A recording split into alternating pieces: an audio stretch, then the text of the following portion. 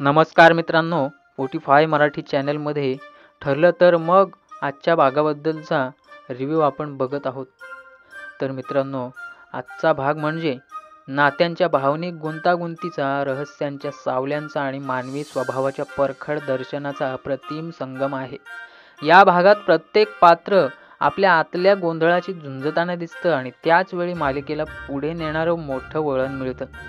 सुरुवातीला घरातील शांत वातावरणात प्रियाचा स्वभाव जरा बडबड्या पण मनाने प्रामाणिक वाटतो। ती सदाशिव आणि मैनावतीची खोली नीटनेटकी करत असते आणि स्वतःशीच बोलत असते। इथेच प्रेक्षकांना तिच्या मनातली भीती आणि अपराधीपणा दिसतो। पण अचानक सायली आणि कल्पना समोर आल्यावर प्रियाचा आत्मविश्वास क्षणात कोसळतो। सायलीची ती तीक्ष्ण नजर आणि तिचं माझ्या आईवडिलांपासून दूर राहा असं ठामपणे बोलणं तिच्या रागामध्ये दडलेल्या प्रेमाची झलक दाखवतो। ती अजूनही आपल्या आईवडिलांबद्दल अतिशय जपून वागत आहे। प्रियाचं उत्तर मात्र चातुर्याने भरलेलं आहे। ती सहजतेने सायलीच्या भूतकाळाकडे बोट दाखवते।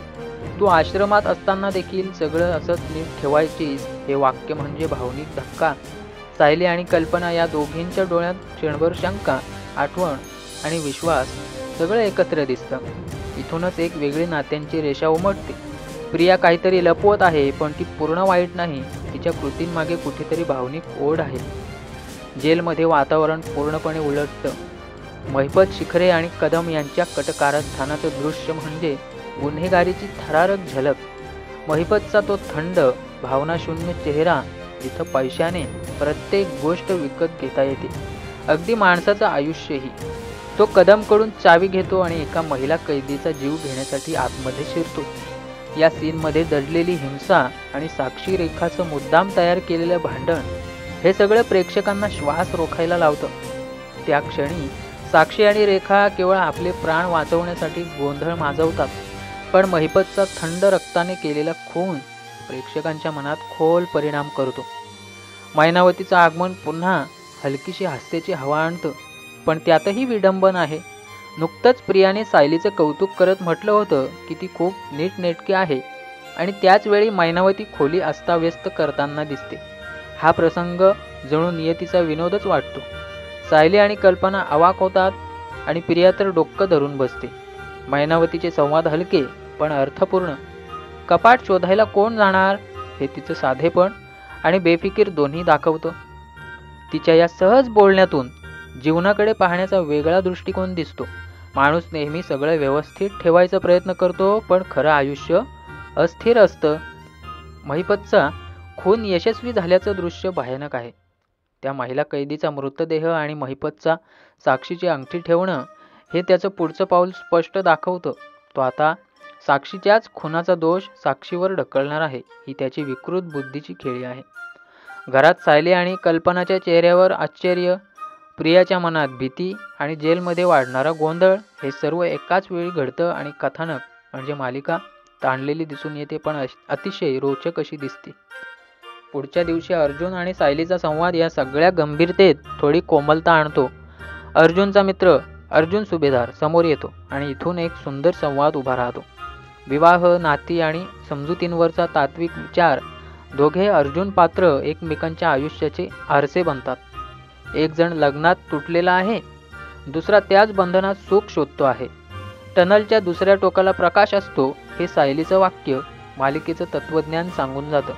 आशा नेहमी असते, पण ती बघायची की सोडायची हे माणसाच्या निवडीवर असतं। संपूर्ण भाग एका जबरदस्त ट्विस्टने संपतो। साक्षीच्या खुनाची ब्रेकिंग न्यूज, महिपतचा भावनापूर्ण अभिनय, त्याचे खोटे अश्रू आणि प्रियाचं त्यावरचं निरीक्षण, महिपत खोटं रडतोय हे प्रेक्षकांसाठी स्पष्ट संकेत आहे की सत्य अजून उलगडलं नाही। प्रिया आता महिपतच्या समोर उभी ठाकते। तिचा संवाद धारदार, चतुर आणि आत्मविश्वासाने भरलेला। तुमची साक्षी जिवंत आहे हे वाक्य म्हणजे गोळीसारखं। महिपत चिडतो, रागाने तडफडतो आणि आता तीव्र संघर्षाची तयारी होते। शेवटच्या दृश्यात साक्षी एका नव्या रूपात परतते, महिपतच्या घरातच प्रवेश करते आणि त्याच्या डोळ्यांमध्ये भीती दिसून येते। त्याचवेळी नागराजचं आगमन आणि प्रिया म्हणजेच तन्वीचं उघड होणं ही मालिकेची पुढची मोठी स्फोटक तयारी आहे। हा भाग केवळ मालिका सांगत नाही, तो पात्रांच्या मानसिक प्रवासाचं सुंदर चित्र रंगवतो. सायलीची संवेदनशीलता, प्रियाची भीती आणि हुशारी, महिपतचा गुन्हेगारी थंडपणा आणि अर्जुनचा तत्वनिष्ठ संवाद हे सगळं मिळून भागाला सोप ऑपेराच्या पलीकडे नेऊन मानवी नात्यांच्या गुंतागुंतीचं उत्कृष्ट दर्शन घडवतात. म्हणजे एकंदरीत ठरलं तर मगचा हा भाग म्हणजे भावनांचा, रहस्यांचा आणि मानवी निर्णयांचा परिपूर्ण मिलाप, ज्यामुळे प्रेक्षकांना पुढच्या भागाची उत्कंठा नक्कीच लागून राहते. तर मित्रांनो, हा होता आजचा 19 ऑक्टोबर 2025चा ठरलं तर मालिकेचा आजच्या भागाचा रिव्ह्यू. भेटू पुन्हा पुढच्या भागाबद्दल अशाच प्रकारे चर्चा करायला. तोपर्यंत धन्यवाद.